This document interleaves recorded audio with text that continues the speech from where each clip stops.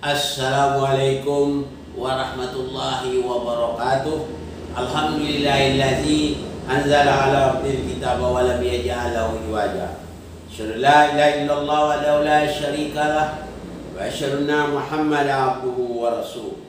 Allahumma sholli ala Muhammad wa ali Muhammad. Allahumma sholli ala Muhammad wa ali Muhammad. Qala Allah ta'ala fil Qur'anil Karim, a'udzu billahi minasyaitonir rajim. Bismillahirrahmanirrahim. Inna dina indallahil Islam. Sadaqallahul adzim. Sebagaimana yang telah saya janjikan kemarin, saya akan menjawab semua pertanyaan yang datang kepada saya. Pertanyaan berikut ini datang dari Bapak Abdul Ghani. Ya Ustadz, apakah benar ada pesan Nabi kepada sahabatnya? Kalau ada, bagaimana bunyi hadisnya Ustadz? Assalamualaikum warahmatullahi wabarakatuh. Waalaikumsalam warahmatullahi wabarakatuh. Ini ada pertanyaan dari Bapak Abdul Ghani. Dia mengatakan, apakah ada pesan Nabi Muhammad kepada sahabatnya? Kalau ada, tolong bacakan hadisnya atau sebut hadisnya. Untuk menjawab pertanyaan ini sudah jelas, semua para nabi ada berpesan, semua orang biasa saja berpesan pada anaknya. Kalau bapak tak ada lagi, nak, ini harus kamu kerjakan, nak, ada. Semuanya ada berpesan. Dengan sahabat ada berpesan, dengan jiran semua ada orang berpesan. Jadi bagaimana bunyinya hadis yang dikatakan Nabi berpesan pada sahabat? Yang berbunyinya begini: La tarji'u ba'di kuffara yadribu ba'dukum riqaba ba'di. Itu pesan dari Rasulullah yang bunyinya, La tarji'u ba'di kuffara yadribu ba'dukum riqaba ba'di. Yang artinya apa? Janganlah kamu kembali kafir setelah wafatku. Sebagian dari kalian menebas leher sebagian yang lain. Jadi Rasulullah sudah mengisyaratkan pada sahabat, setelah dia tak ada lagi nantinya, jangan kamu kafir. Ya, jangan kamu kafir, menebas leher sebagian dari kamu dan kepada yang lain. Jadi jangan berperang, jangan berantem. Jangan kena kekuasaan, ya. Memang kalau kekuasaan itu memang orang sangat ambisi, ingin berkuasa. Kadang-kadang sanggup melakukan apa saja, berkorban dan segala-galanya mampu dia. Yang penting tercapai apa yang dikuasainya. Maka Nabi berpesan demikian, jangan kamu kembali kafir setelah wafatku. Dah tahu, memang akan dicoba setelah nafat Nabi, bermacam-macam cobaan. Itu dah jelas, cobaan itu datang, ya. Menunjuk orang beriman itu mesti dicoba, mesti diuji. Dalam ujian itu ada yang sukses dan ada yang gagal, ya. Bukan mudah yang namanya uji itu. Kita semuanya diuji oleh Allah, ya. Baru tahu kita beriman atau tidaknya diuji Allah, bukan hanya sekedar mengucap atau menyebut saya beriman, tidak. Sebagaimana yang dikatakan oleh Allah, apakah kamu menyangka atau mengira kamu sudah beriman sedangkan kamu belum diuji, kata Allah di dalam surat Ankabut ayat 2. Jadi untuk mengaku beriman atau tidaknya, gagal atau tidaknya diuji oleh Allah, ataukah kita berhasil atau tidak. Itu makanya pesan Nabi kepada sahabat, jangan sekali-kali kamu kafir atau murtad setelah aku wafat nanti. Begitu. Dan pesan yang berikut apa lagi? Ada yang dikatakan Rasul dalam hadis Bukhari juga, La tartaddu ba'di kufara yadribu ba'dukum riqaba ba'di.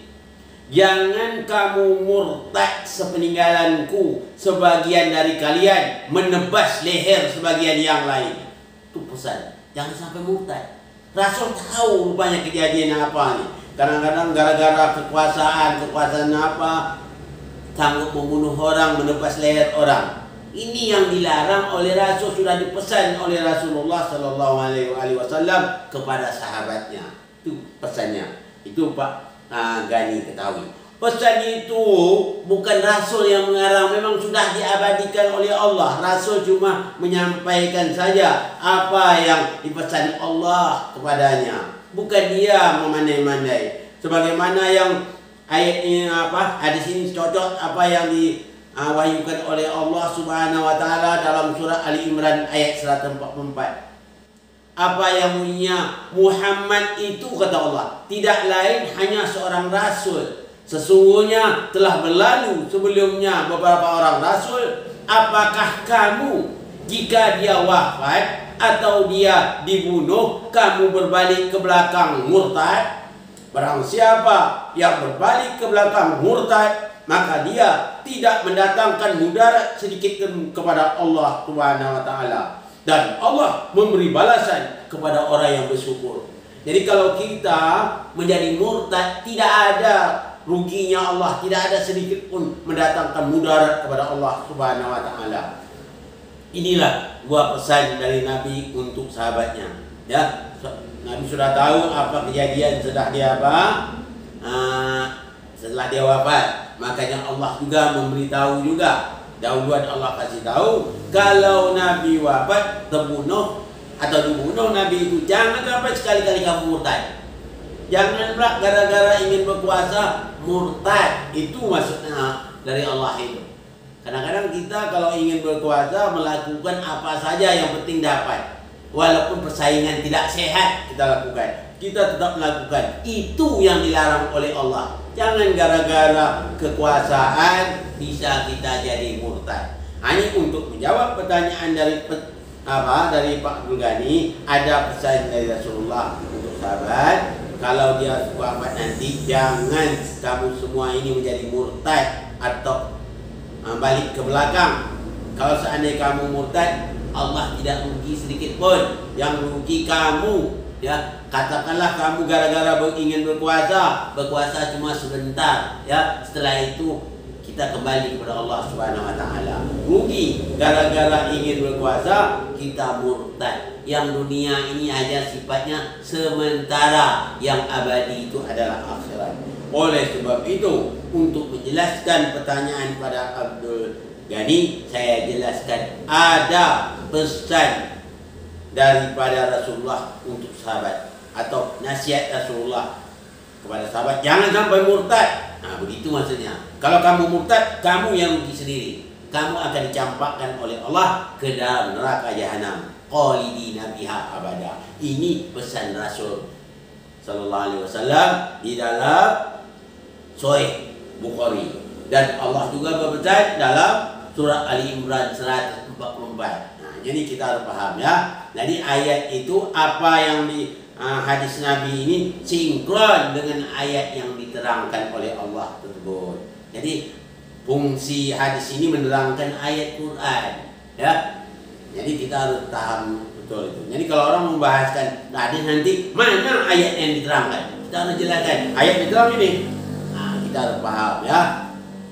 Oleh sebab itu, saya berharap mungkin Bapak Abdul Ghani sudah paham apa yang saya sampaikan. Mudah-mudahan lain kesempatan lagi saya akan jelaskan mengenai masalah masalah saudara susuan. Nah, itu nanti, ya. Itu biasa-biasa saja, ya. Kadang-kadang terlalu banyak terpaksa pertanyaan, beratur-atur pertanyaan, saya pending dulu. Bukan saya tak mau jawab, kena waktu saja yang membuat begini, ya. Terlalu banyak untuk saya, ya. Mudah-mudahan saya akan jawab semuanya nanti, ya, insyaallah. Dan akhir kata, wabillahi taufiq wa hidayah. Assalamualaikum warahmatullahi wabarakatuh.